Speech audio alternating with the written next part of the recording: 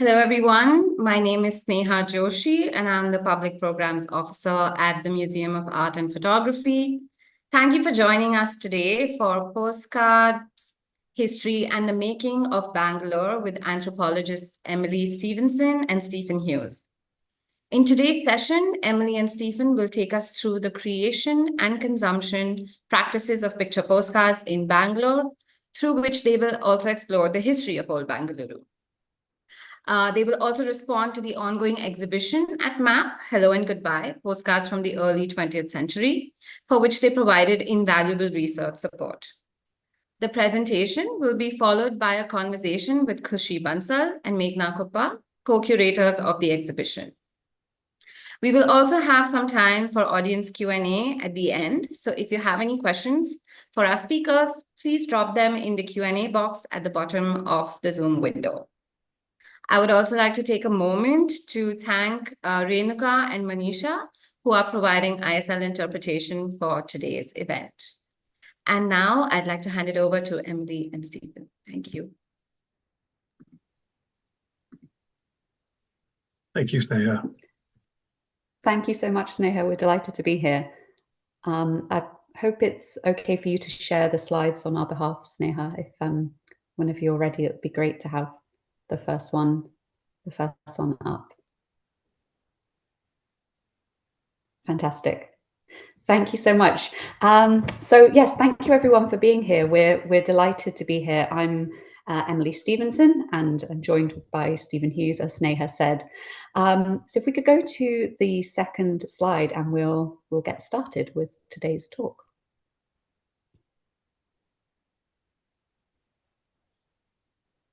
If we could have the second slide, Sneha, when you're ready.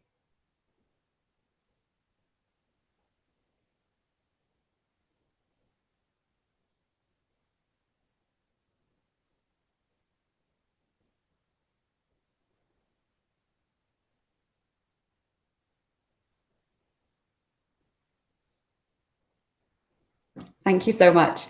So yes, so why postcards, I think, is a question that Steve and I both get quite a lot from all different quarters. So why should we care about or be interested in postcards?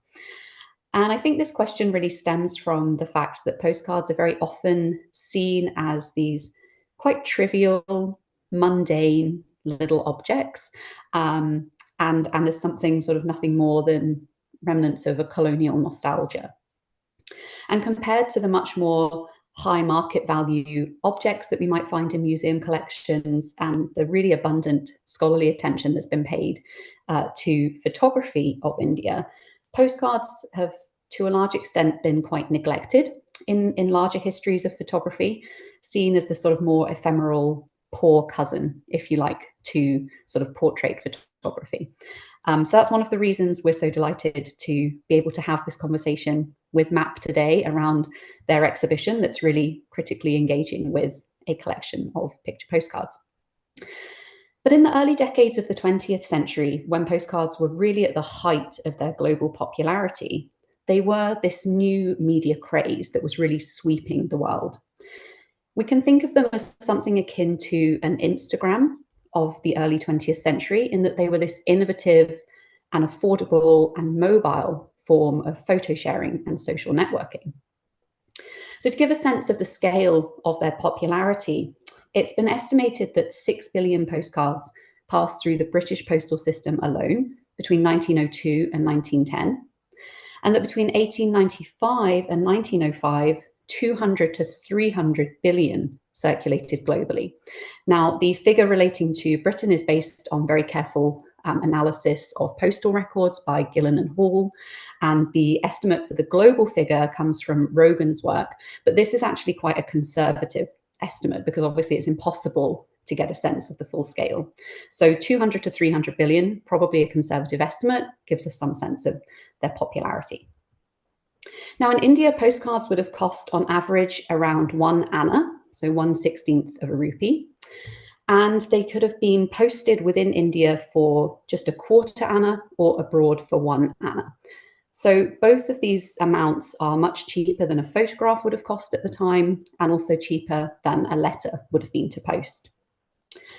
And of course, what distinguishes postcards from other forms of photography is just this, that they were designed to be written and posted through the global postal system to link people in widely dispersed situations through their images and their written messages. So they're meant to be inscribed with these textual messages that might convey more than or something different to their images. So if you have next slide, please. Okay, so how did we each arrive at postcards? I'm going to let Steve say a little something about how he became interested in this subject, and then I will do the same.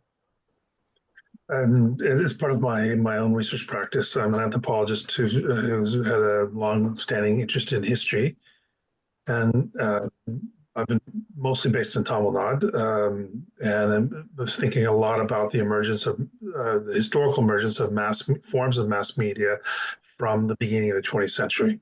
So I was already sort of in this time, spending a lot of time done work on early cinema, the beginning of silent cinema in South India, done a lot of work on the beginnings of Tamil cinema from the 1930s, and thought about a whole range of other popular media that are emerging at this time in parallel to traditional performance traditions of South India and how these kind of intersect and talk to each other. So at least 30 years ago, I started tracking the postcards as one amongst a series of parallel new media practices. Is looking for overlaps between, say, photography, postcards, even to theater, cinema, and other kinds of things, and see to the degree to which they are speaking to each other. So it was really kind of grew slowly over the course of 30 years, and sort of turned into this. And once I got to be working with Emily, I think we just kind of we fed on each other's interests, and what we're about to show you has kind of emerged between us. Yeah.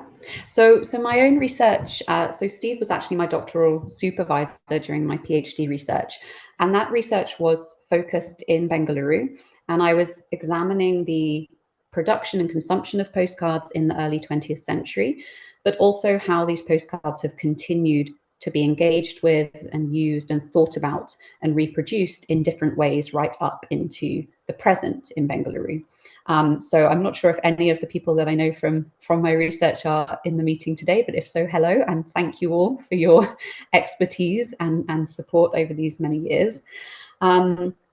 So I think, as Steve said, we kind of had these overlapping interests and started to think about our material and our own personal collections in conversation with one another. And that ultimately led us to do various sorts of collaborations, including an exhibition back in 2018 that you can see an image from on the left of the slide here, as well as an Instagram account, which we tried to sort of think through some of the specificities of individual cards and some of the themes that emerge when we start to look at them on a larger scale in conversation with one another. So if we have next slide, please, Neha. Thank you. So yeah, as I've said already, it really is a pleasure to be able to respond to and enter into dialogue with MAP's current exhibition, Hello and Goodbye. Unfortunately, we've not been able to get to Bangalore to see the exhibition in person, but the curators very generously talked us through the display and shared some of the images with us so that we were able to respond to it for today's talk. So what we're going to do today is think through some of the themes that are explored in the Hello and Goodbye exhibition, but through the specific kind of rooting in Bengaluru. So we're going to think about the local production histories, as well as the sort of imagination, I suppose, of Bangalore that these postcards produced, the sorts of images that they were disseminating, as well as postcards being more than just their images. So thinking about the messages that we see on the back. So if we could have next slide, please.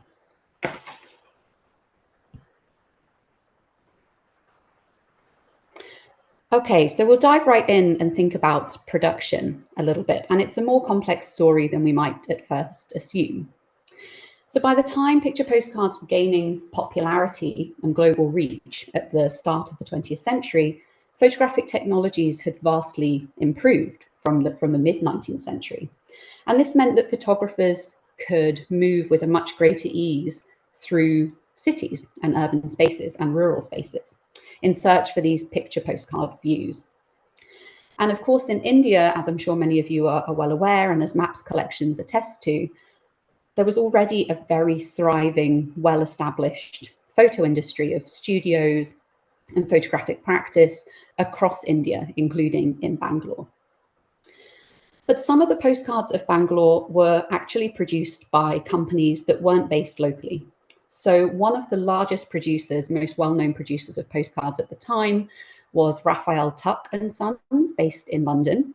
And they produced postcards of places all over the world as part of these kind of curated sets. So in the Bangalore context, they produced postcards to be sold at the English Emporium, which was located on South Parade, now MG Road. You can see an example of this on the top of the slide here. And they were also really known for producing postcards that mimicked this sort of oil painting, miniature oil painting effect. And you can see an example of that on the bottom. These were known as oilettes, and they were quite popular. So Raphael Tuck and Sons really sort of encapsulate the global scale of picture postcard production and these complex networks that were produced by these companies that were sort of sourcing photographs from all around the world to produce as part of these sets. Could we have the next slide, please? But postcards of Bangalore and other places in South India were also produced by locally based companies, the names of which we're still quite familiar with today. So the bookshop Higginbotham's, for example, was a really big producer of postcards, as was the department store Spencer's. You can see two postcards from each of these producers on the slide here. So the postcards that they produced would have been sold on their own premises on South Parade. And you can actually see South Parade in the bottom postcard here, and you can just about make out the Spencer's building itself. So Higginbotham's alone produced between 500 and 600 postcards over the course of the first 3 decades of the early 20th century, and you can see, you might just be able to make out that the serial number of the top postcard is 240. So that's where we get this number from. But even postcards like these that were produced locally were often still part of global production networks. So it wasn't uncommon for a photograph to be taken in India by a locally based photographer, sent to Europe, most often Germany, to be printed using either lithographic or collotype or halftone printing methods, then to be sent back to India, where they might be colored by hand by a photographic artist, and then ultimately sold to continue their journey further. So not only were multiple places involved in the production of postcards, but so too were multiple processes and individuals. Next slide, please. So alongside these larger companies that were producing postcards, there were, of course, also the many local photo studios in Bangalore who became involved in the postcard industry, often as a lucrative side business to their primary work of studio portraiture. So this postcard that you can see on the slide here was produced by the Picture House on 3 Brigade Road, also showing South Parade. And at the bottom, you can see this is taken from an advertisement that they put out in A Soldier's Guide to Bangalore. This is quite unusual, actually. Often we don't find studio advertisements specifically referring to postcards, but this is one case in which we do. So from our own collections, as well as from research in archives and my work with collectors in Bangalore, we found evidence for at least 20 studios and photographers who were producing picture postcards locally in the early 1900s. So this really points to the high local demand for postcards at the time, given the relatively small size and population of Bangalore at this point. But it's important to also note that not all postcards produced then have survived into the present. A lot of them don't contain any publisher information on them at all. And as I've already mentioned, postcards were quite rarely highlighted in studio advertisements. So this number of 20 local producers is actually likely to be much higher, but we've just not been able to find the evidence of them. Next slide, please. So these studios could be found throughout both the city of Bangalore and the cantonment. So you can see a map for this is from 1914 on the slide here. But there was a concentration of these postcard producing studios in the cantonment, and especially on and around South Parade, which you can see running through the centre diagonally of the map here. Next slide, please. So it's perhaps unsurprising that there was this concentration of postcard production within the cantonment, given that this is where Europeans primarily lived and visited in the early 20th century, and postcards were primarily being marketed to and consumed by Europeans at this time. And it's also perhaps unsurprising that there were a number of European photographers who'd been working in Bangalore, even from as early as the 1860s, who went into the postcard production business later on. And these were largely based in the cantonment. So sadly, there's not enough time to discuss all of these different producers today. But one of the prominent European studios set up locally was that of Wieler's studio, also on South Parade. So this was run by a German photographer who had previously been one of the partners in the very well-known Wieler and Klein studio in Madras or Chennai. And in the early 1900s, he set up his own independent studio in Bangalore. And this was regularly listed throughout the sort of first decade of and second decade of the 1900s as providing studio portraiture and bromide enlargement and artworks, etc., and also, of course, produced picture postcards, many of which were coloured by hand, like the one you can see on the slide here. Now, this studio actually closed in 1914 at the start of the First World War. And we know from research that's currently being conducted by Thomas Kuhn in Germany that this was actually because Wieler had been out of India in the lead up to the First World War. And when he sort of sensed what was coming, he sent for his wife and son to close the studio and come back to Germany, where they subsequently established a new studio. Next slide, please.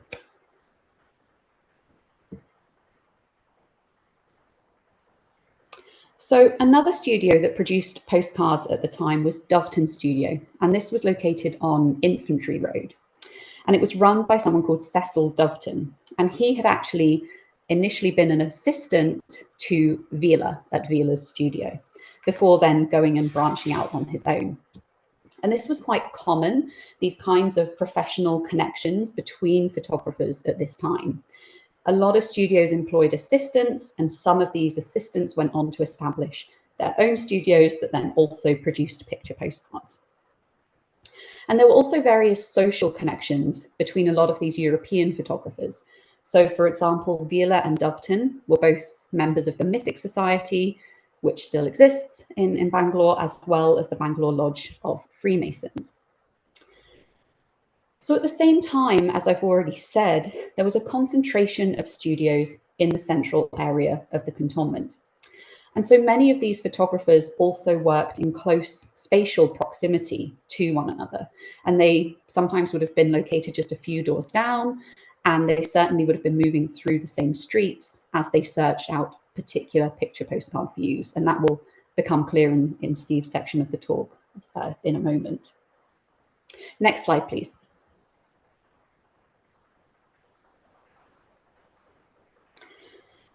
But whilst, as I've already mentioned, postcards were marketed to and largely consumed by Europeans, these particular photographic picture postcards, their production was far from a European-only affair. Indian photographers played a really instrumental role in postcard production and photography, not only as photographers, but also as apprentices and also as studio owners. And there were numerous Indian-run studios, both in the cantonment and the city of Bangalore that were producing postcards at this time. And you can see two examples on the slide here, Mamundi Pillai and Sons and D. Payanivalu Madalya. And Indians were also often employed by Europeans in European-run studios. So even postcards that are attributed to a European studio could very likely have involved the agency and the skill of Indian photographers, apprentices, and artists. So it's not always as straightforward as being able to draw sort of clear divisions between European postcards and Indian postcards. It's often a lot more complex than that. Next slide, please. But perhaps one of the most prolific Indian producers of postcards of Bangalore that we have quite a bit of archival information about, as well as oral history, because the studio continues to survive, is that of S. Mahadev and Son. So this had branches in Belgaum, Bangalore, and Bombay. And the Bangalore branch was established in 1901, and it was originally located on Dickinson Road before moving to St. John's Road, and finally in the late 30s to South Parade, now MG Road, which is when the name was changed to G.G. Welling. And of course, this is still a very well-known name in of sort of studio photography in Bangalore today.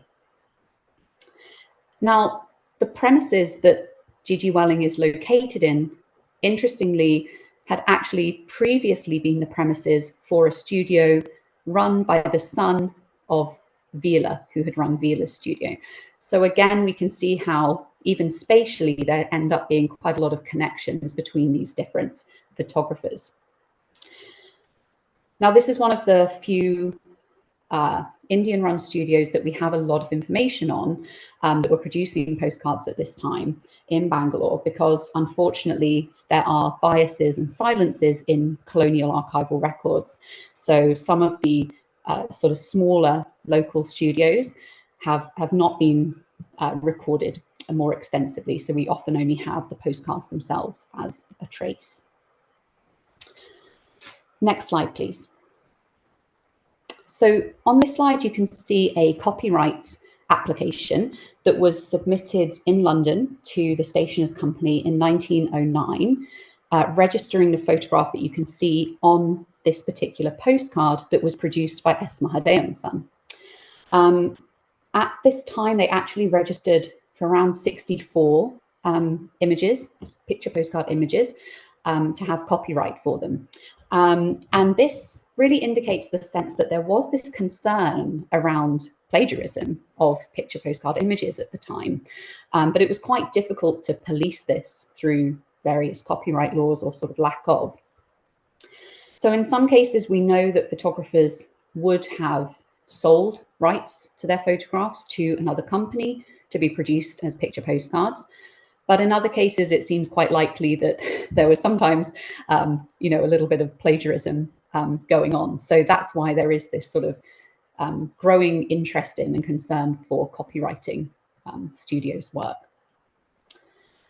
So the production of postcards in Bangalore, I hope, even just from this sort of brief overview, it's clear that this was part of a highly global network of production, but in other ways was very locally rooted in the cantonment and the city. It involved a whole range of different people and skilled practices, making it much more complex than we might assume when we look at these small little ephemeral objects. Even before they were purchased and sent around the world, they'd often already traveled and been part of various social, professional, and spatial networks of photography, but also of the city more widely. And I will here pass over to Steve. Next slide, please. Thank you, Emily. For at least the last 125 years, postcards have been in love with the city of Bangalore. Well, not just Bangalore. In fact, the world over, postcards have been, since the first part of the 20th century, the most widely circulated in popular media of urban experience. And for Bangalore, they were they were the most formative visual representations of urban life, which helped to establish a shared public imagination of the city. And in many ways, the visual conventions from this early 20th century period remain surprisingly intact and continue to provide a historical reference, or the historical reference, for what has been a very rapidly changing city, at least over the last 4 decades or so. Each postcard offers a kind of emblematic image of the city. It's meant to encapsulate and visually materialize a particular view, a site. Postcards were the first mass medium to visually create Bangalore as a series of iconic landmarks that conveniently were also a portable object that could be bought, sold, written on, taken, or sent to other people. We mostly think of postcards as being geared towards a tourist market or um, for visitors or sort of postal recipients who were not familiar with the city. However, I think a good case can be made that perhaps these postcards were more important for the city's residents as a way of making the city visually legible. Postcards offered a kind of pictorial vocabulary that translates what might otherwise be a kind of moving, cluttered urban environment into isolated landmarks that serve as a common reference points for how people navigate and understand their own city. Whilst these postcards can be considered a form of visual history, they have also all along played a constructive role in producing and reproducing the city for its residents. They offer us a visual framework that helps us to imagine the social and cultural geographies of the cities and their inhabitants. So what I'm going to cover now today, as Emily has hinted at, I'll go through some of the main ways that the postcard map the city. So we'll try to look across a range of postcards, and there's some clearly discernible patterns, and some of them actually will have already been shown in the postcards that Emily has shown, and we'll just kind of try to pull these together into kind of coherent groupings. The first thing that I would like to point out that's related to this card is that at the turn of the century, and for much longer actually, Bangalore has been very proud of its reputation as a garden city. And, pleasant climate, it's sort of on the plateau, there's abundant greenery, and by far the most important manifestation of this self-understanding of the city were its parks, which had a central place to play, and the heart of this old city between Cantonment and the older pre-colonial. And not surprising, there's lots of postcards that focus on these parks. So, may I have the next slide, please, Sneha? It's sort of, it's almost psychedelic anyway. The Ville is good at the colors. In Bangalore, these two large parks, which you probably know all very well, were the key places for forms of public leisure. Lal Bagh Botanical Gardens was located near the pre-colonial city. It had been started by Hyder Ali and Tipu Sultan and sort of cultivated as a sort of Mughal-style garden. However, it became symbolically kind of appropriated within the colonial British imagination when the glass house was plunked down in the middle, which had been modeled after London's Crystal Palace. And it was put there to commemorate the visit of Prince Albert to the city in 1889. And so when we look at these postcards, we know that the park Lal Bagh would have been this space where Indians and Europeans were both using it, but you wouldn't know it from the postcards. For example, in this one, you can see there's an Indian driver to this the horse and carriage. What appears to be a European woman and small child in the distance. And other postcards, sort of don't show very much of what was probably much more interactive space. And of course, the other park, Cubbon, which is slightly different, is placed as kind of was a physical boundary between what was considered to be the native city and then the sort of European military cantonment, which was designed specifically as part of the military settlement, so open parkland filled with monuments and sort of European style architecture.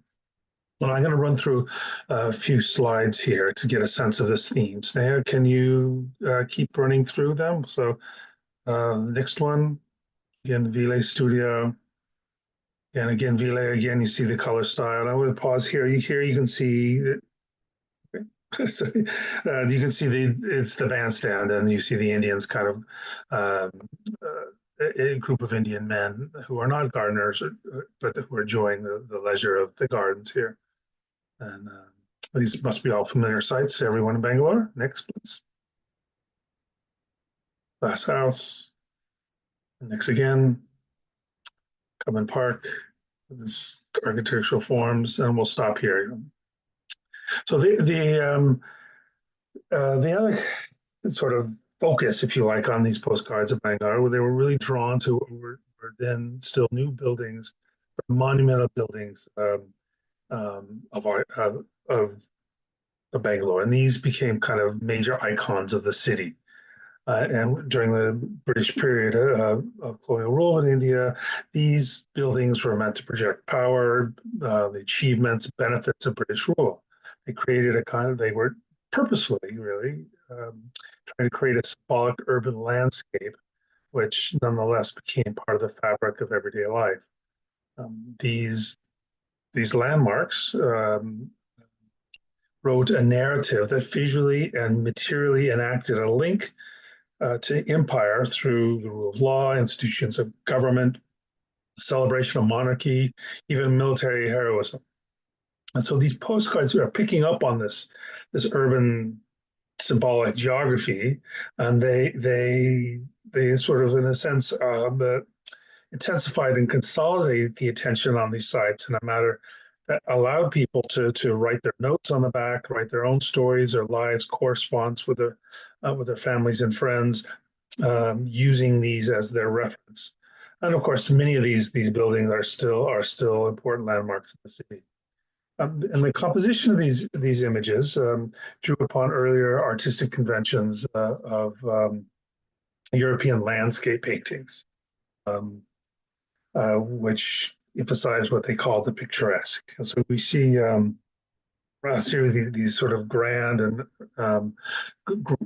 were still relative new buildings, kind of stand on their own, front and center, with roads or trees or a small number of figures in the foreground to produce a sense of perspective and scale.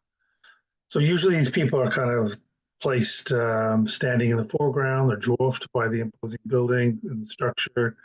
There's not very much dynamism or engagement between these people and the structure. Which these kind of framing helps to sort of emphasize the permanence, the scale, solidity. Very static, but it's creating a sense of timelessness. So we slowly go through the next couple slides. One slide, again, somebody in the foreground for perspective. Again, and I think that the point is with these buildings is that all the major postcard companies produce their own versions of all these major buildings. So you have lots of, I'm going to stop here. You have lots of different versions of all these main sites, and this has the effect of only strengthening them. You have 5 or 6 companies that are producing the same postcards of the same sets of buildings, and they've left a huge trace in the historical record of these. This is slightly different, and I want to point this out because this was what was known as a real photo postcard, and this would have been done in a small batch. You can see there's no company markings on the back, and this probably would have been produced in Bangalore itself on pre-made postcard cards. and it takes a photograph, and this could have been printed actually in Bangalore. Basically, the photograph is emerged on the front, and these were often done. They were hired as they were commissioned by people to get the postcards they want in small batches. So, this could have been done as few as 100 postcards, and they would have been handed out through personal networks, and were not the sort of things that would have been sold in the shops and South Parade and other places. This case, it might have been the owner of this building, right? That produced it, and we don't know exactly where this is, but I'm guessing it's somewhere in Usur, not in the Cantonment area. But it is a broad road, so I'm not really sure. But it's still very interesting to see that these kinds of postcards kind of make it out. And these are kind of the exceptions. They're the sort of rare versions of these postcards. Okay, and there wouldn't be multiple versions of this. This is sort of a one-off. So now the next slide, please. So the other major way that concentration of postcards on the social life of Bangalore were those focusing on the religious life. You can see this bears all the hallmarks of the big monumental postcards we've seen, people in their perspective, this giant building behind. And these postcards that focused on religious life covered all kinds of religious buildings and practices, Hindu, Muslim, Christian. They all feature prominently.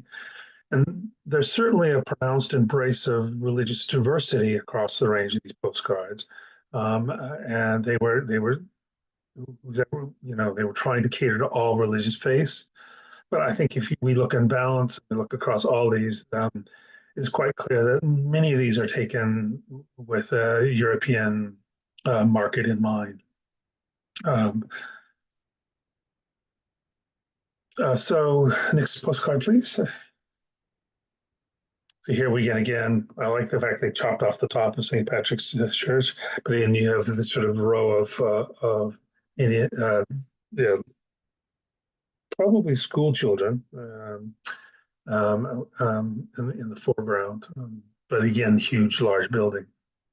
And so the Christian churches were a major theme, and all the major postcard companies produced pictures of the largest churches. All denominations were featured: Church of England, Church of Scotland, Catholic Church.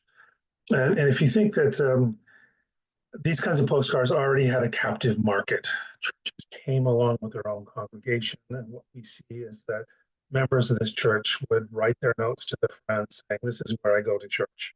And so there was a kind of ready-made sort of market for them. So there's a sort of a tie-in there that did well with the sale and circulation of these postcards. Can we have the next slide, please? No shortage of postcards about the Hindu and Muslim religious life. We have on the left a tazia associated with Muharram processions. It's a fantastic postcard. It is one of my favorites. Everyone proudly staring at the camera. Of course, we have also the decorated car, as it says, but obviously another part of procession, as with the third one. These are all processional sorts of things. Some of these have been produced by European companies, especially the one on the right, but we find that the European photographers have a better eye and are more keen on depicting Indian religious events rather than the Christianity. You see more of that in their cards. It's great ones here for it. Can you show us the next slide, please? So the left is Tux, one of these oilette programs, and this is a local artist actually produced the one on the right of the umbrella temple. Let's see there, they're sort of leaning into a kind of almost Orientalist art tradition of painting that would have stretched back throughout the 19th century. Can we have the next postcard, please? Obviously, again, monumental building. The masjids were quite important. Next slide. It will hold up there. So the next area that I want to focus on are the street scenes. As postcards emerged as a form of mass media at the beginning of the 20th century, Photographers were increasingly turning to the street as a specialist subject for photography. A series of technological developments around the turn of the 20th century made this possible. So the new kinds of sort of dry gelatin plates that had shorter exposure times. You had development of smaller, lighter cameras. This allowed for the greater mobility of the photographer, kind of exodus out of a studio photography place into a more interactive place on the go and in the streets. And these kinds of changes led for a different kind of photographic style. It's more intimate on the ground, more spontaneous form of photographic representation um, that really came to its own in the street settings. And the streets were a firm favorite subject for postcards the world over at the beginning of the 20th century. And I think this was a time before press photography, before photographs were being reproduced in newspapers. The postcards kind of fill this role. So the street scene postcards just might well have been the definitive photographic genre that was associated with the rise of postcard craze at the beginning of the 20th century. So unlike the buildings, parks, and religious themes we've seen, street scenes had a lot more in the way of spontaneity. They resisted staging, and they have what we might now recognize as a kind of documentary impulse, showing things as they happen on the street. Streets were their own kind of stage for the performance of urban daily life. And compared to the static buildings or staid parks, in these street scenes, there's always some kind of inherent mobility. People going places, doing things, being themselves largely oblivious to the camera.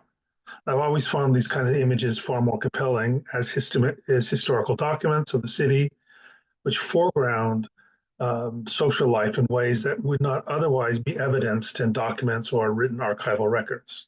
May we have the next slide, please?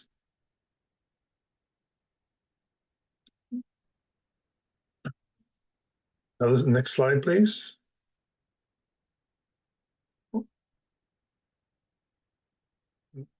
Next one.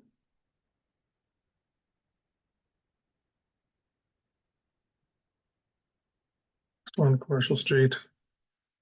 And you get a much better sense of the daily lives of people here that haven't been staged. And this is one of the things I think that make postcards a compelling source of doing a different kind of history, not otherwise possible. So can we go to the next slide? One of my favorites because I'm quite interested in early cinema history.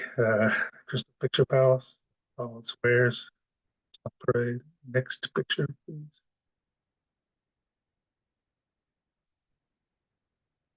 And here you can see there's a big contrast between the streets and the Indian sort of areas of the city versus the Europeans. The European sections, they seem sort of depopulated.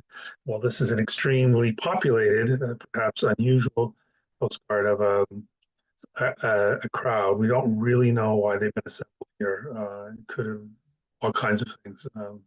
We could think of forms of festivals or perhaps wedding or procession, or we don't rightly know what this is, but it's a fascinating sort of look into Bangalore street life in the early part of the 20th century. Can we have the next postcard, please? And yeah, sort of markets were another fascination. Again, sort of thinking about people and the context of what they're doing in their daily lives. Next slide, please.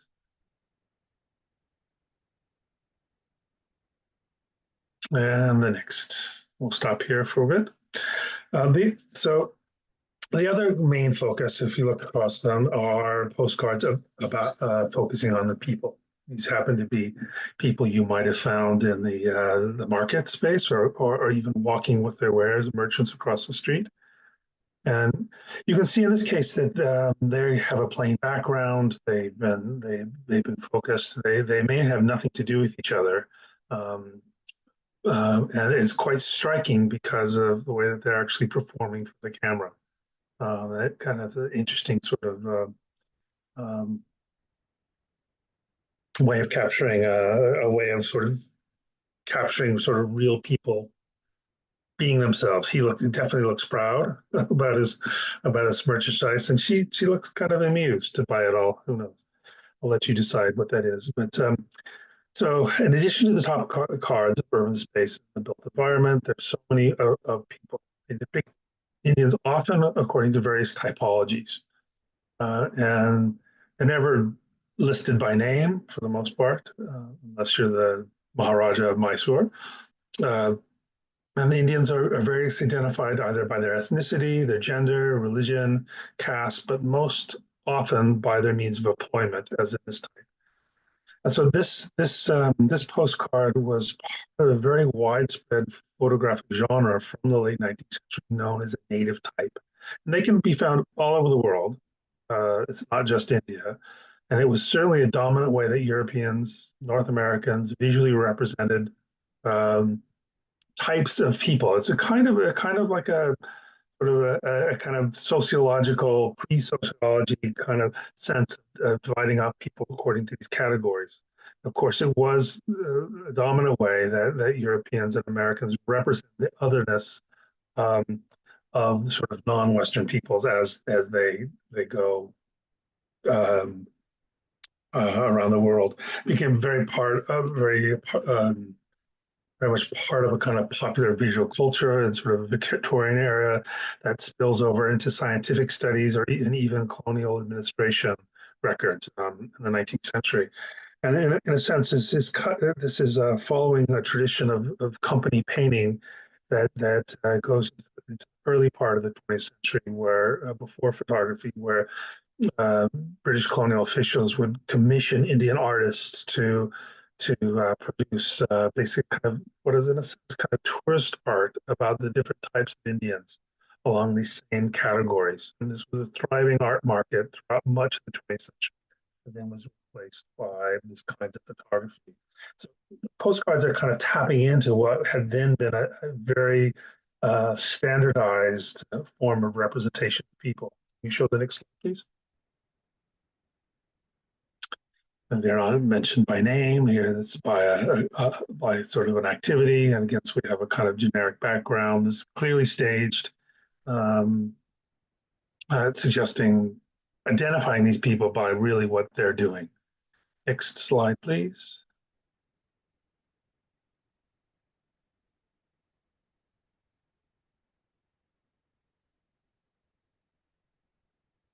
In Doveton, Emily talked about Doveton.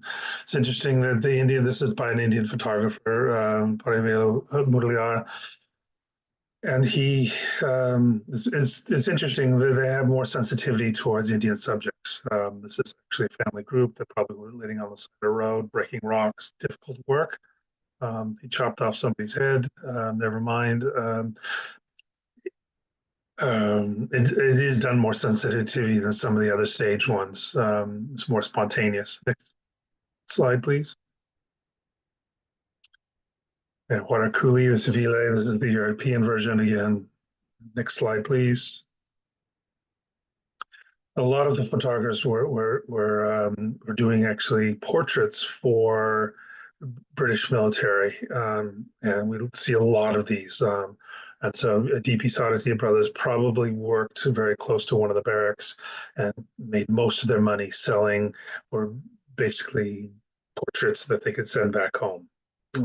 Next slide, please.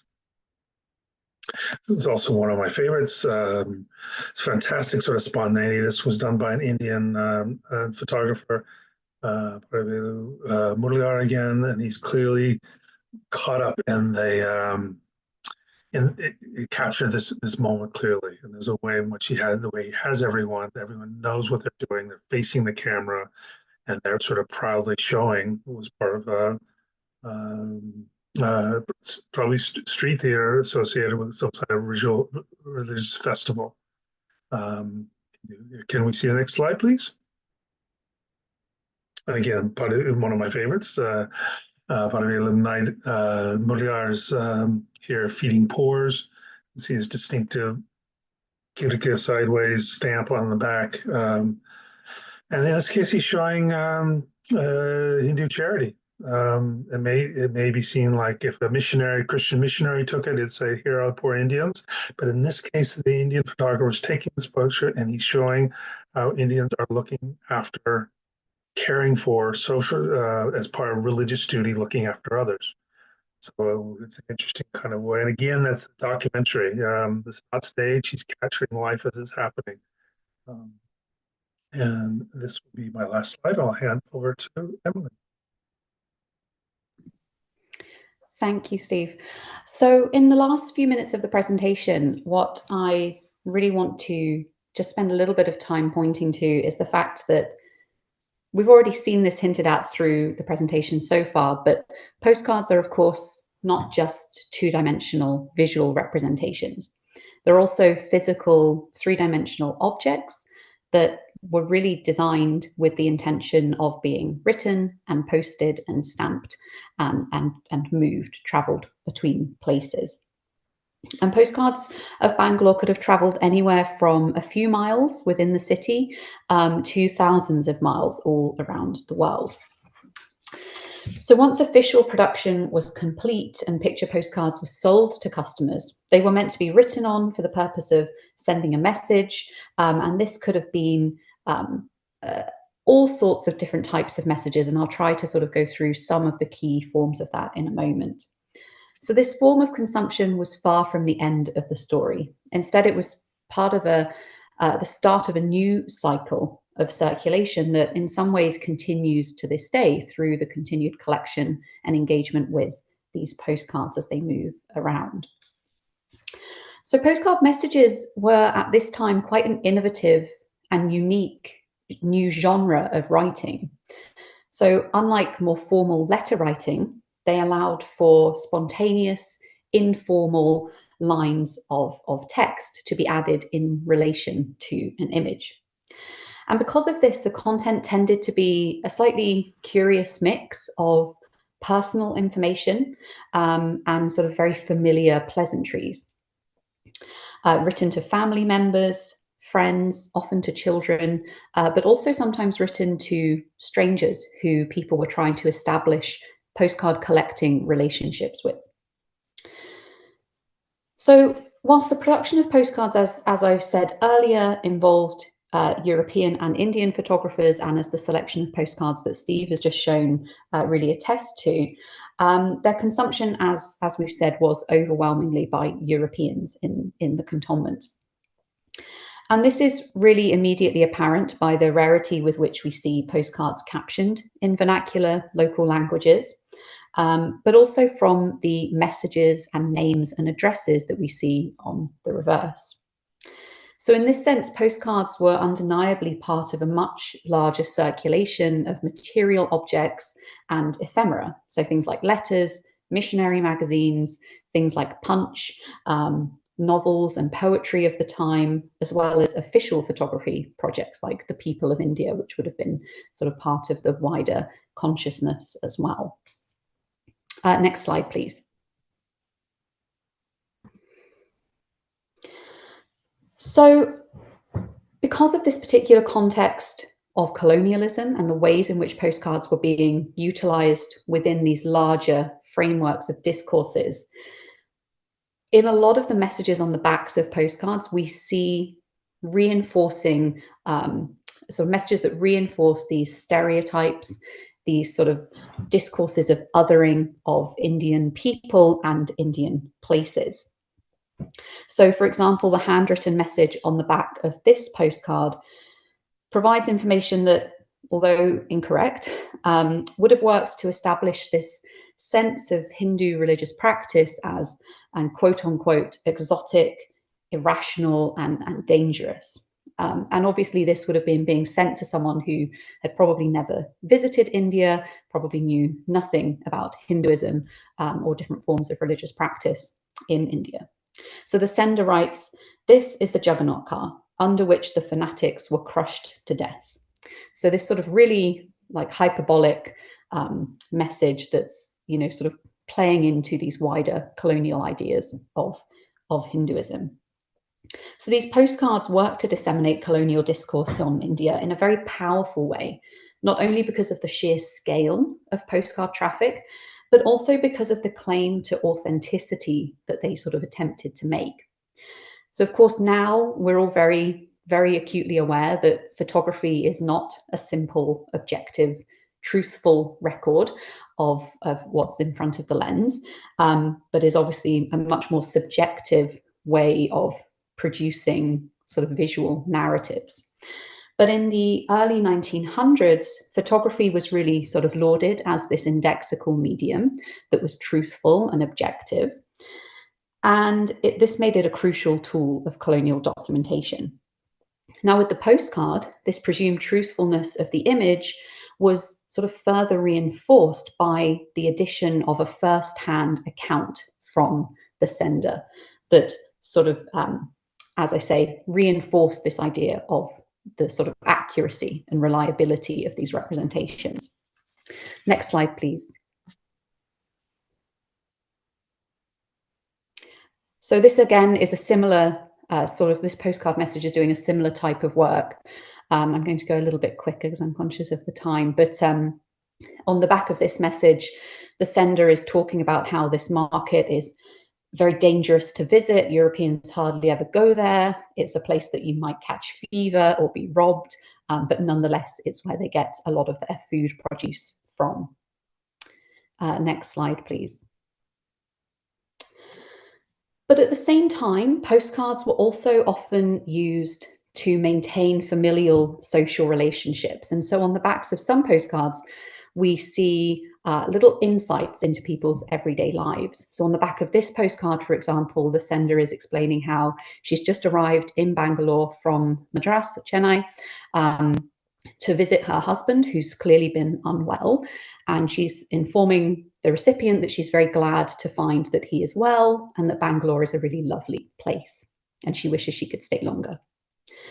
So these sorts of postcards were maintaining these social relations over these distances, these sort of large distances of empire, and in this way provide a different type of documentation or archival record of daily lives at this time. Next slide, please.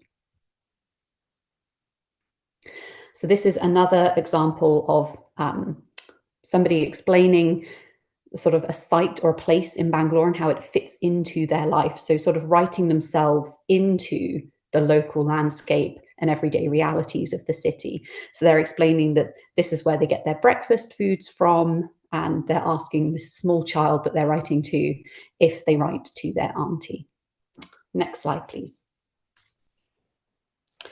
So a lot of postcards were written to children, and this is possibly unsurprising given the visual appeal of postcards and the fact that you could write these sort of briefer, more accessible messages on the reverse. So this one was written to a little boy called Llewellyn by his father, asking him if he remembers visiting the zoo at Lal Bagh and telling him that he wants to take him again next summer.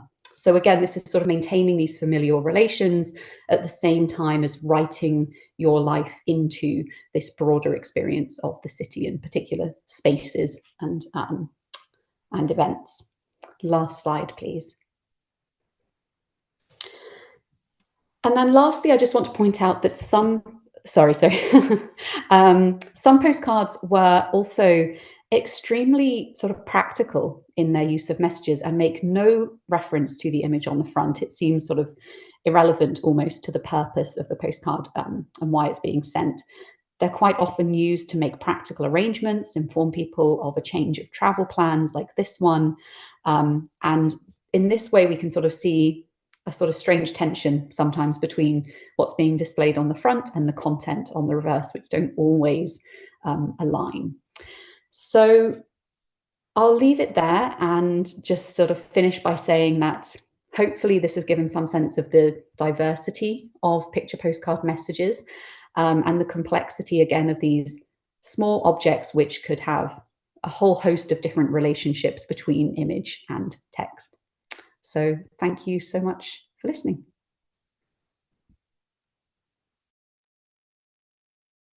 Thank you, Emily and Stephen, for that amazing talk and that presentation. I have so many questions to ask and so many thoughts going through my head right now. But just at the top of my mind, because I grew up in Bangalore, it was really interesting to see some of the interlaps from postcards as well within these postcards. So like the Commercial Street, for example, which is still very much there today, and the Higginbotham store, which I have very fond memories of visiting as a kid.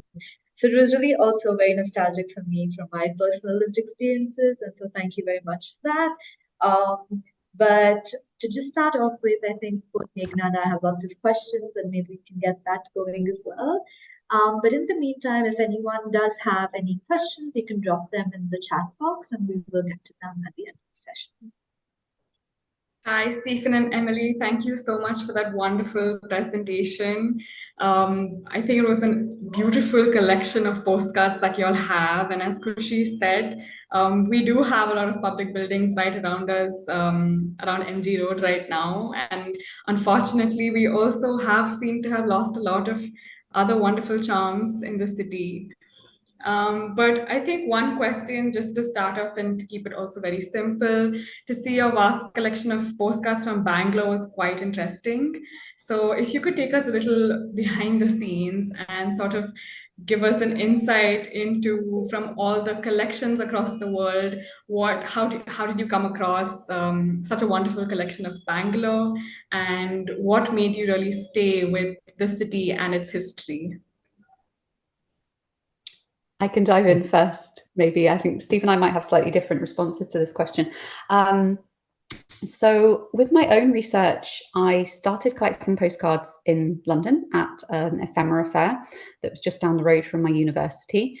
And that was really where my interest in them came from. I was sort of confronted with this huge room of thousands of these small objects, just thinking, oh my goodness, this is a huge archive and sort of ephemeral debris, and like what's going on with this? Like, what were these small objects doing? What is their status today? How can we think about them a little bit more critically? And then since then, I started my PhD research in Bangalore, and actually something I always reflect on is that I was quite often told, when I would explain my project to people and that I was going to be based in Bangalore, I would be told, oh, don't do your research here. Go to somewhere like Kolkata or Mumbai that has more history. Like, go there because they've got more history. And I was sort of baffled by this for a little while, and then actually realized that this was what made it so interesting to think through the history of Bangalore and Bangalore's sort of contemporary experiences in relation to this archive, this sort of informal archive, because of these very particular identities that the city has gone through, and this sort of assumption that it is this modern IT city, which we of course know it's got a much longer history than that far predates the colonial period, and it also has this very particular colonial experience of this sort of division between city and cantonment. While in terms of where I've sourced these postcards from, I have continued collecting my own postcards through things like eBay, online auctions, ephemera fairs, antique stores, all sorts of places.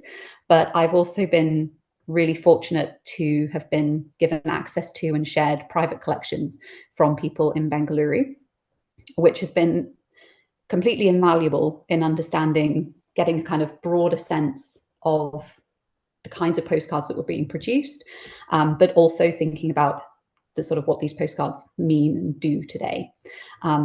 So yeah, that's sort of how I've come to sort of be more familiar with these postcards, and also sort of start to build up a small collection of my own. And I think Steve is, sort of some similar aspects, but also a slightly different route to them.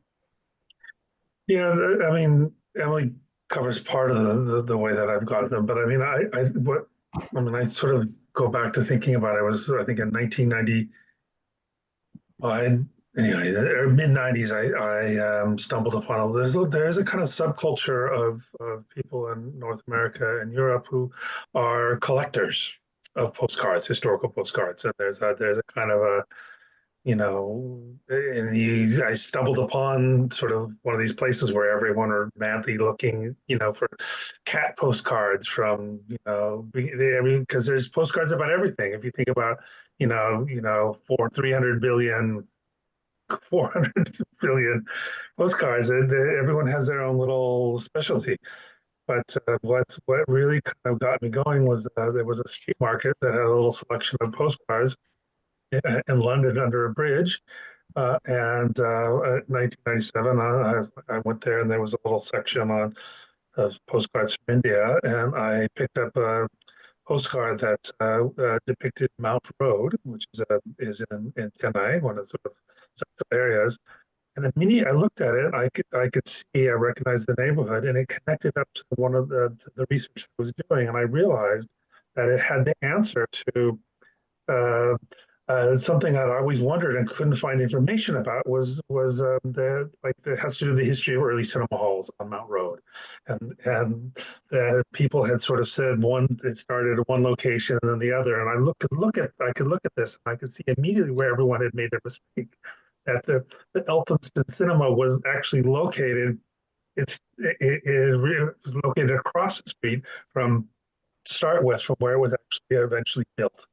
And this actually cleared up a lot of things for me. And so then I thought, okay, maybe postcards are a way of actually getting to figure out more about early history of cinemas. I could look at scenes and I'd be able to open it up. So I started looking, and then all of a sudden I discovered this huge other world, and I realized it actually connects to a lot of other things. And they were really inexpensive at the time. They weren't really, no one was bothered collecting them. And again, this fair that Emily talks about was very close to where I worked, and it was easy for me just to stop in and have a look at it on a Sunday morning. And then it sort of took a life of its own. And that's how I kind of kept going. And I was particularly interested in South India because it is somewhat underrepresented. I mean, if you look about all of India, there are like huge amounts of postcards from Bombay, Calcutta, to a lesser extent, but still very strong. Uh, Delhi and across the sort of, North India, sort of Agra, um, Rajasthan sort of little nexus, lots of postcards. And so there were fewer and far between. And once you get caught up in what the story of these postcards are doing, you realize there's all the companies are kind of interlinked, and you can see it becomes a whole little project, and it connected up with a lot of things that my research was kind of a touchstone. And to be honest with you, I'm quite interested as a media historian how you can do history through visual sources.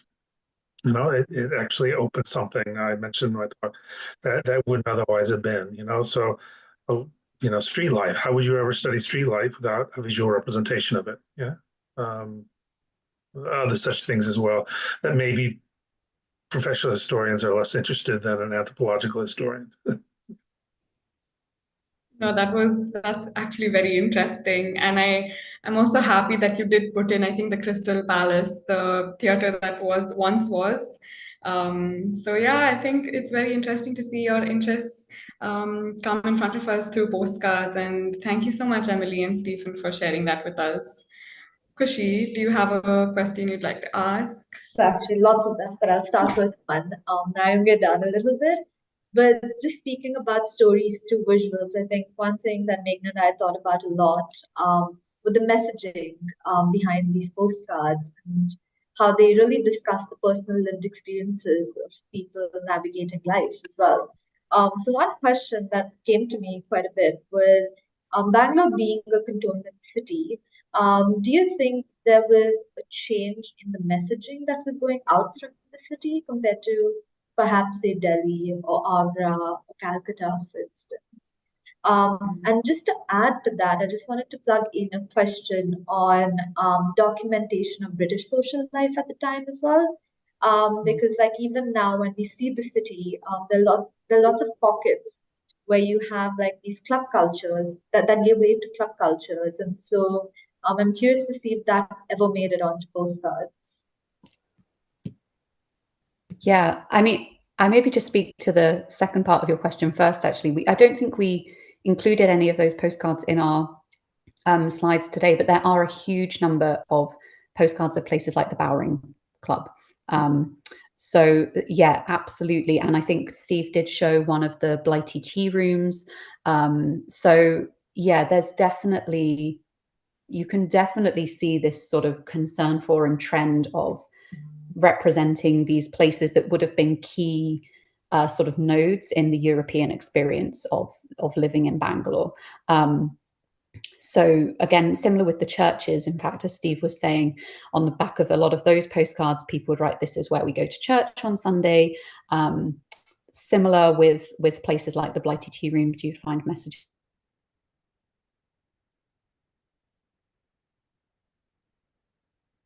I guess she froze out. Yeah. I'll pick up from her maybe. Yeah, there are, you can see the clues in there, and I would add another dimension is that sort of the social cultural life of the sort of colonial, the very colonial socio-cultural life.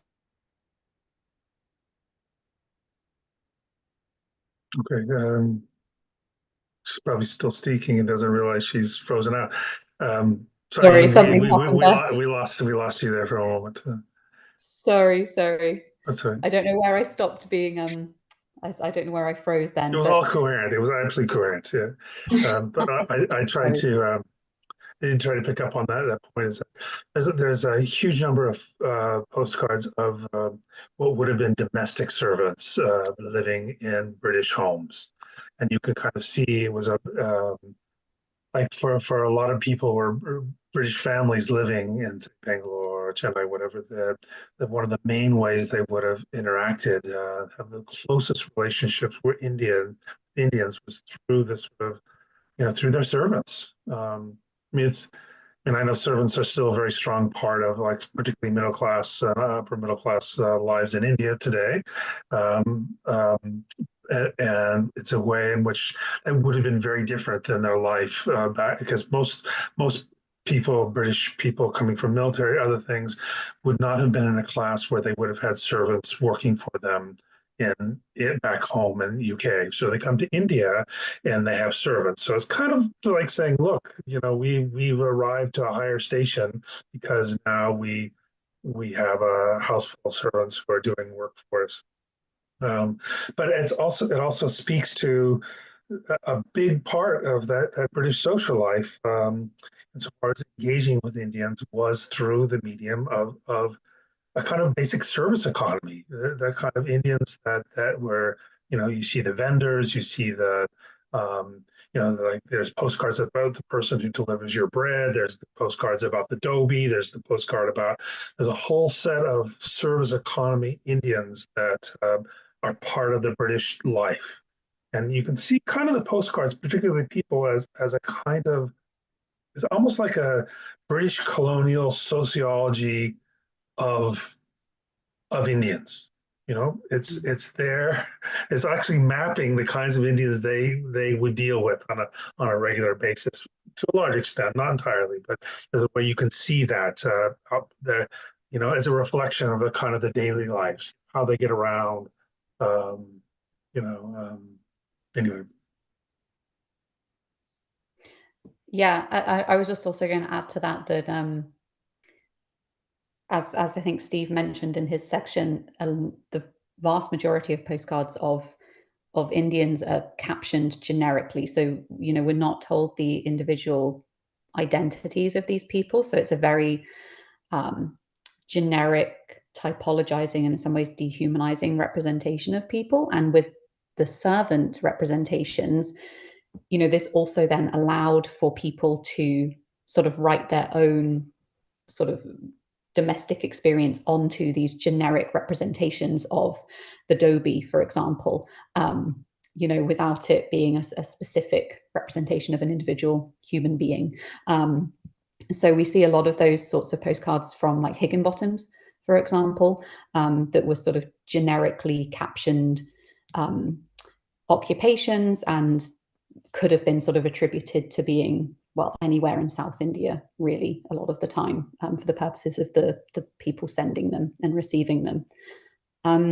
The other part of your question was in terms of the specific military nature of the cantonment and how that's expressed. I think you definitely do see that in the number of postcards of barracks and barrack life, and there are a lot of messages that speak to that as well. So there's some examples of people saying, you know, putting a cross on the front of the postcard and saying, this is like my barrack room on this picture postcard. And you see a lot of sort of messages from soldiers writing back home, sometimes informing people of where they're heading to next, or kind of just what their day-to-day life has been like. So there's lots of like Hussars barracks, bed barracks. You see those depicted a lot. Yeah.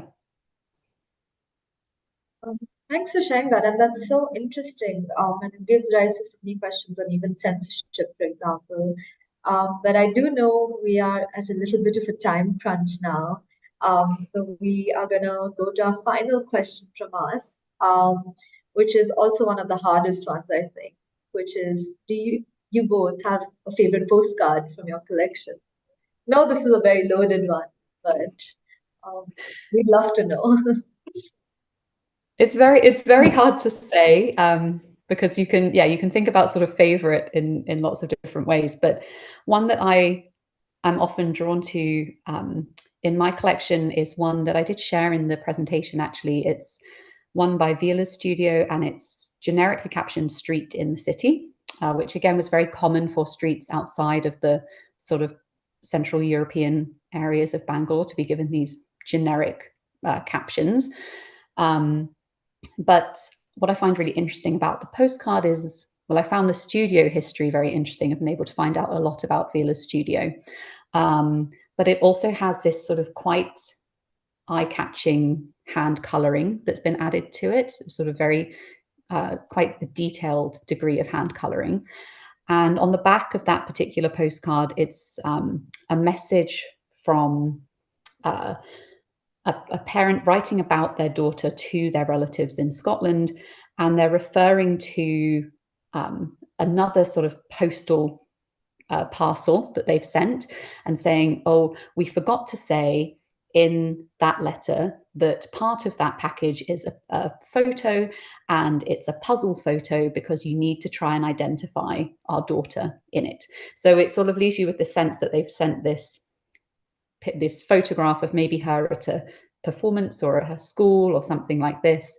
And it's the daughter sort of saying, no, you know, you need to tell them that they need to try and find me in this photograph. And there's something really interesting about that in terms of the postcard being used as a very sort of utilitarian form of communication, a sort of like a quick, like postscript almost, but also in terms of its role in sort of trying to maintain these networks of familial relations. So there's a lot that I find interesting about that postcard, from the sort of colonial context of its captioning and the specifics of its production to its sort of more social history as well. How about you, Steve? It's also a beautiful postcard. It's lovely, it's sort of aesthetic of the painted picture.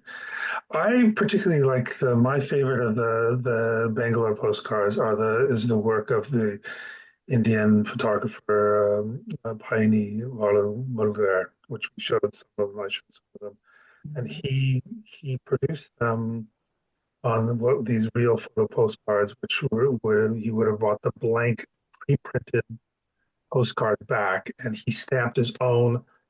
It would have been a sort of Bangalore production. It wouldn't have gone out to Europe and to be printed up and then come back. And so he had these generic backs, and he put his own markings on them. And he just has there's a way in which he captured sort of a sort of Indian social life, and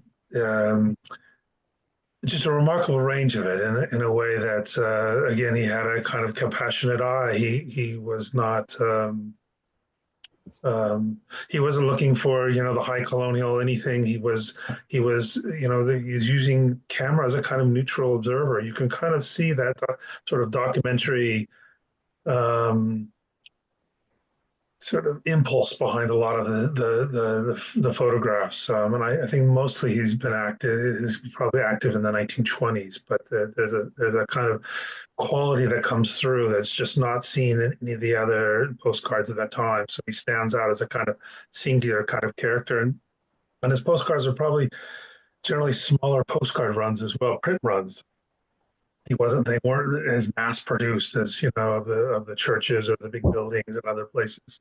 So there's a kind of more kind of niche um, quality about them. Like, so we saw one of the ones that we showed. There's obviously a striking image is of the scene in the Hindu religious festival where you see the tiger and the performative characters. It's just this, you can sense the energy in that crowd, and in a way that it was hard for photographers to sort of work in that kind of climate, in that kind of, outside of a studio in a crowded situation and pull off that, everyone's fixed. There's not blurry people at all, right? There's like everyone is just like focused. So anyway, that's my favorite.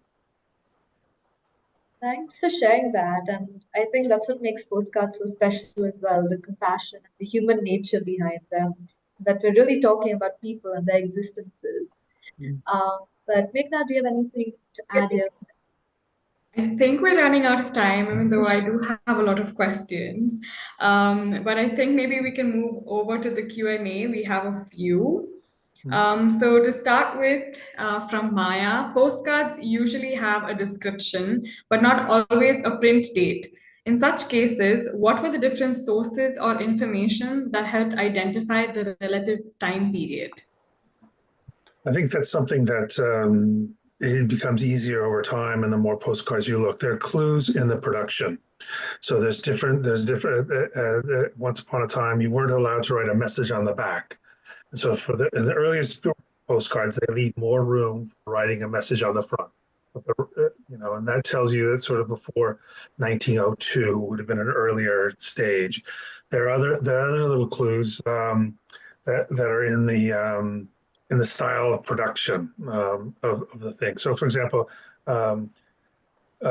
also this production histories, we know that like the company sort of Ville, we know that he closed shop in 1914.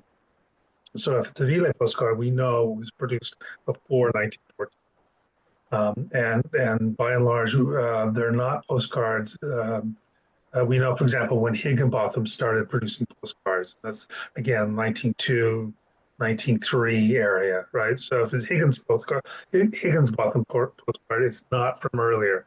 And so there's all kinds of little things that you can kind of estimate. There are other little details you can see.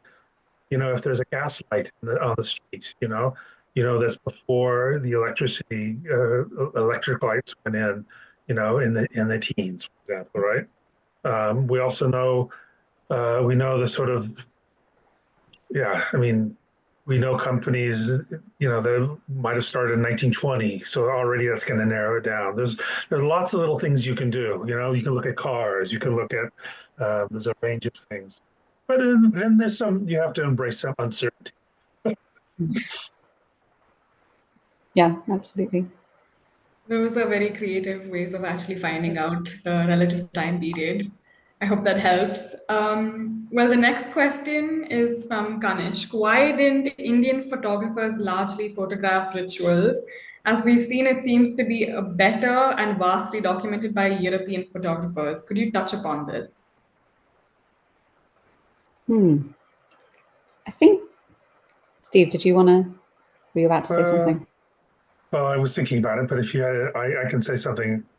Sorry, I thought you were going to jump in. Well, I could. I could jump in. I was on the edge of jumping in. But, I think rituals are kind of a difficult thing for photographers in the early 20th century to capture at the right moment. So much about a ritual happens at it kind of is a momentary thing, right? There's a way in which you have to capture the right moment, right? So you have to have your camera all set up and in the right place to be able to capture that moment. It was clunky. These machines were, how do you get the vantage point at the right moment? You kind of, and those in like, unless it's a street scene where you're kind of a bigger view and you can take whenever and it doesn't matter what people are doing. If you're close to the action, you kind of have to have everyone who your photographic subjects to be willing collaborators performing on cue, actually, almost like actors in front of the camera, to capture shared moments. And in a ritual context, it's unlikely that the photographer is going to be able to choreograph the ritual, because it's taking it has its own. Other people are actually choreographing it for other clear ritual along other rules, right? So that is quite difficult,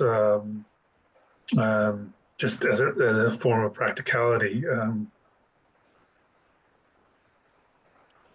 I think, I think that's probably the main factor. That means that it's not quite as hard. I mean, so things that are moving, a building, is much easier to take a photograph of, right? Because it's, you don't have to tell it what to do. It's going to be there. It's not moving, And you think about long exposure times, right? It's really hard to get people who aren't in a studio setting to remain still long enough not to be blurry, At least in the first decades. I mean, it gets better by 1920, where you have much faster, exposure. I mean, the film was much more sensitive to light. But like the first decade of the 20th century, it's still pretty dodgy. And we often see people get quite grim by the end of their photograph as well. Like we have a whole set in our own collection here, because I think it's so time consuming, and there's this element of stagedness, which is really interesting. Interesting. But the next question is from actually an anonymous attendee, which is, could you shed light on the interest to document occupations? There are fruit sellers grinding corn, and as you mentioned, this is common across postcards around the world. Does this in any way create otherness, which is often discussed in colonial history? Yeah, I think it absolutely does contribute to that. I think, as we've mentioned already, so many of the postcards of Indian people were captioned in these generic ways according to occupation or activity. And it is, as Steve said, it's this sort of colonial, sort of ethnographic project of documenting different forms of social life and practice that deny any sense of individuality to the people that they're representing, and instead sort of categorize them according to these often sort of quite othered forms of occupation. And sometimes on the backs of these postcards, we see, really sort of othering, stereotyping messages that are sort of almost sometimes making fun of this sort of different, strange way of doing something, or these sort of different forms of practices. So absolutely, yeah, it really, I think it's an integral part of these sort of broader colonial discourses and ideas that were circulating through other sorts of media as well, and through other forms of discourse at the time. So yes, yeah, absolutely. And I think, as Steve was saying as well, it's often kind of to do with how Europeans were encountering Indian people within these spaces as well, in terms of seeing them through the lens of this hierarchical sort of service economy that's, mixing race and class together in these sort of, very troubling ways. I don't know if you want to add anything to that, Steve. Well, and postcards allow for a kind of sort of commentary, because they have the written message part. It allows you to be able to sort of judge other people, if you like. It's sort of inviting comment in the way that social media can do today as well. But the way in which you're kind of freed up by this anonymity, right? So that you're actually not having to say this to a person's face, but you can hide behind this the form of mass media that allows you to kind of say whatever you like about people who are different than you. And this is a kind of liberating in a very sort of ugly, negative way. But I mean, I think it is, but there's a particular colonial aspect, but I don't think we should underestimate the sort of all too human sort of ways in which we like to judge other people and hurtful ways. I mean, it's kind of equal opportunity now. The world seems to be full of it, and postcards were used as part of that. Not all of them are. There's also very sweet comments saying lovely things about the people in the pictures, right? So when we saw the fruit sellers, right, this the woman holding her fruit next to the man weighing the fruit, right? So there's a lovely message on the back of that saying, isn't this a cookie? Isn't this a lovely picture? So like or it's a cute child, right? And so they make a lovely comment about a child that's an Indian child on a postcard they're sending back home about. So like it's like we have to we all like to make commentary on other people, and I think postcard sellers were cashing in on that. I think also one of the things that Steve and I have tried to do in looking at some of these postcards of people is try and sort of find traces of their experience of these sort of photographic encounters, which is really, they have very little to go on for the most part in terms of ever finding out who these people were or kind of how they came to be presented on these postcards. But I think we try to be really sensitive to sort of thinking about, are there any traces in these images that point to how these individuals were experiencing being photographed? Were they sort of being playful and in their engagement with the camera, or can we sort of discern traces of sort of real discomfort at being represented in a certain way, or even pride, exactly. So the photograph of these Muslim men in front of their tazia, they're absolutely proud. You can just see it on their faces. It's a lovely photograph, that one. I think I showed it as a sort of a triptych. If we had paused on that, you would have seen. Or even the other religious ritual. They're all organized there in their garlands, and they're all standing up. And the performer, who's clearly the star of the show, is like he's in his pose, and there's something to be said about that this wasn't having a photograph was also something that was seen as being prestigious, as being an honor, as being somebody showing them a kind of respect.